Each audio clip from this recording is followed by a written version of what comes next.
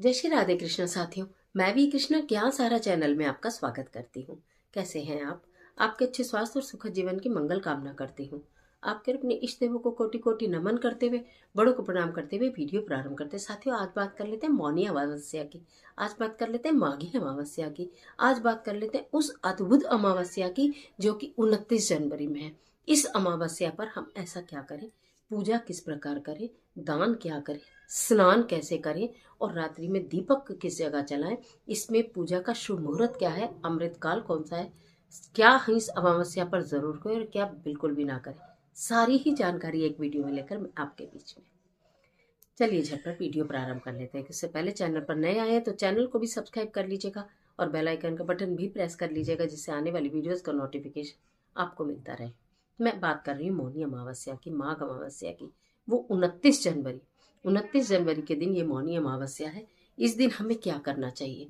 इस दिन हमें सबसे पहले तो एक ब्रह्म जो मुहूर्त होता है, जो ब्रह्म मुहूर्त होता है, यानी कि बोलो तो जो काल होता है सुबह सवेरे का, सबसे महत्वपूर्ण जो काल होता है ब्रह्म मुहूर्त जिसे कहते हैं, उसमें आपको क्या करना चाहिए? देखिए, मौनी अमावस्या है, मौन रहने का विधान है। आपकी जिस भी समय निद्रा खुले 3:30 बजे से लेकर सूर्योदय तक का जो समय है, वो ब्रह्म काल का समय माना जाता है, यानी कि ब्रह्म मुहूर्त माना जाता है। उस समय में अगर आपकी नींद स्वतः खुल जाती है तो समझ लीजिए आप बहुत भाग्यवान हैं। अगर आपकी नींद स्वतः नहीं खुलती है तो चाहे अलार्म से जागिए। जिस अवस्था में हैं उसी अवस्था में अपने पलंग के ऊपर भी चौकड़ी मारकर बैठ जाइए। जैसे भी आप बैठे, जरूरी नहीं आप कुल्ला करके आए, मंजन करके आए, घूमे, पानी पिए, चाय पिए, फिर सोचे, फिर बैठे। जैसे हैं वैसे प्रभु को सब स्वीकार है। हाँ, बस इस बात का ध्यान रखिएगा कि आपकी जो वो रात्रि है वो आपकी सांसारिक धर्म में ना बीती हो, पारिवारिक धर्म में, सांसारिक धर्म में पति पत्नी जो है वो उसमें ना बीती हो। तो बस आप ऐसे ही बैठ के करिएगा। तो आप बैठ जाइएगा, मन ही मन प्रभु का स्मरण करिएगा, लेकिन मुंह से बिल्कुल मत बोलिएगा। आप ये सोचिए 3:30 4 जितने बजे भी बैठे, 1 घंटे हमें सिर्फ मौन में रहना है। हमें किसी से नहीं बोलना। हालांकि वो समय मौन में रहने के लिए महत्वपूर्ण तो है, लेकिन आसान बहुत है, क्योंकि उस समय कोई जागा हुआ होता भी नहीं है। लेकिन आप उस समय अपना तार प्रभु के साथ डायरेक्ट मिला सकते हैं। ब्रह्मांड में उपस्थित सभी दैवीय शक्तियों को प्रणाम करिए, दिव्य वृक्षों को प्रणाम करिए, मंदिर की चोटी को प्रणाम करिए, पवित्र नदियों का आंखें बंद कर कर अंदर ध्यान करिए कि कल कल कल कल पवित्र नदियां बह रही हैं, जिनके वो मैं प्रणाम करता हूँ या करती हूँ, जिनमें मैं स्नान कर रहा हूँ या कर रही हूँ। ऐसा अनुभव करिए मन ही मन। और उसी समय के पश्चात से जब आप ये काम कर लें 1 घंटा, उसके बाद आप स्नान करिए। अगर किसी पवित्र नदी में जा सकते हैं तो अति उत्तम है। अमावस्या पर नदियों में स्नान करने का महत्व बताया गया है। क्यों बताया गया है? पौराणिक एक छोटी सी कथा बताऊं तो, जिस समय समुद्र मंथन हुआ था और अमृत का कलश देवताओं में और असुरों में छीना झपटी हो रही थी, तो कुछ बूंदे पृथ्वी पर गिरी, कुछ बूंदे नीचे जो पवित्र नदियां बह रही थी हरिद्वार की नदी में गिरी, कुछ प्रयागराज में गिरी, कुछ कावेरी नदी में गिरी। जब वो अमृत की बूंदे नदियों में गिरी तो वो नदियां अमृत समान हो गई।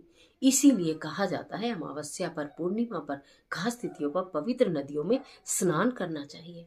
अगर न कर पाए तो उन पवित्र नदियों का जल अपने घर में रखिए, वो जल पहले डालिए और फिर आप बाकी पानी डालकर स्नान करिए। तो इस तरह का स्मरण करिए, उसके पश्चात से आप अपने दिन की शुरुआत करिए।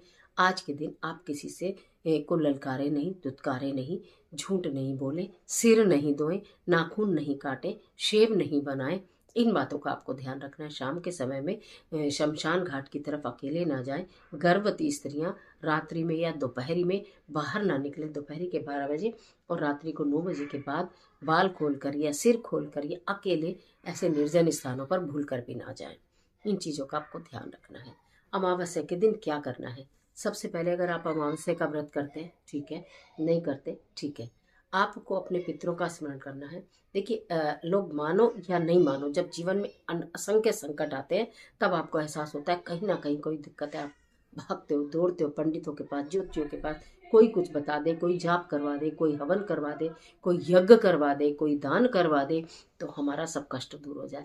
लेकिन अगर हम अपने मन में स्मरण करें और अपने आप अपने कर्मों को सुधारें तो किसी चीज़ की जरूरत ना पड़े।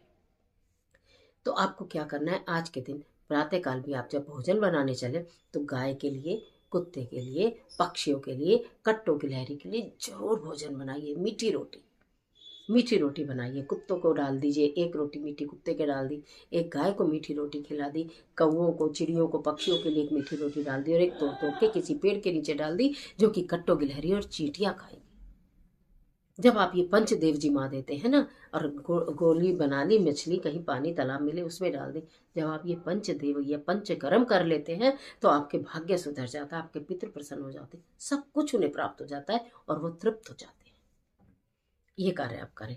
उसके पश्चात आपने जो भी दान करना है वो दान करिए। आप अन्न का दान करिए, वस्त्र का दान करिए, चूंकि माघ का महीना है, तिल से बनी वस्तुओं का दान करिए। सर्दी पड़ रही है, किसी गर्म कपड़े का यथाशक्ति यथासंभव जो दान कर सकते हैं वो दान करिए। शाम के समय क्या करना है, संध्या समय में आपको एक तिल के सरसों के तेल का दीपक लेना, मिट्टी का दीपक, सरसों के तेल का, लंबी बाती का, उसे अपने घर के मुख्य द्वार पर बाहर की तरफ, जैसे ये हमारा गेट बंद हो गया तो गेट के बाहर की तरफ, गेट के बाहर की तरफ दक्षिण दिशा की ओर मुख करके प्रज्वलित करें और हाथ जोड़कर प्रार्थना करें कि जहाँ भी हमारे पितृदेव जिस भी लोक में है, जिस भी रूप में है, जहाँ भी हैं, हमारे ऊपर अपना आशीर्वाद बनाकर रखें, हमारे ऊपर अपनी कृपा बनाकर रखें। ठीक है। फिर आपको पीपल वृक्ष के नीचे एक सरसों का तेल जलाना है, का दिया जलाना है, उसके अंदर काले तिल डालने हैं। फिर आपको शिवलिंग पर एक मिट्टी का दिया जिसमें कि घी होगा, शुद्ध घी होगा, क्योंकि देखो मैं बताती हूँ, अमावस्या तिथि पितरों को समर्पित है, सब कुछ जानते हैं, लेकिन अमावस्या तिथि के देवता भगवान शिव हैं। उनको प्रसन्न कर लिया तो सभी कुछ बल्ले बल्ले, देवों के देव महादेव, देव आदि देव महादेव, सबका कल्याण करने वाले भगवान।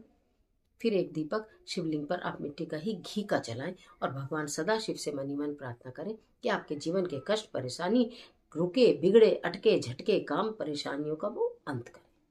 इस प्रकार अमावस्या के दिन को व्यतीत करें। मैं आपको अमृत काल बता दूं, दिन तो मैंने आपको बता दिया किस दिन है अमावस्या। जो अमृत काल है रात्रि 9:05 से 10:55 तक है।